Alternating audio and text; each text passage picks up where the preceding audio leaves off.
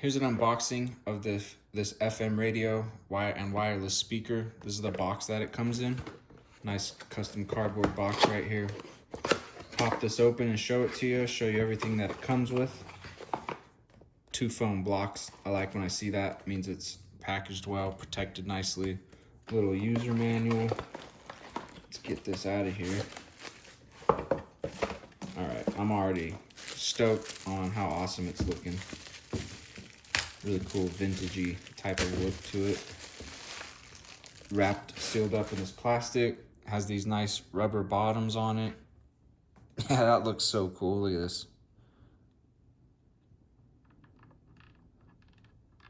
Hear that little click when you spin the volume knob.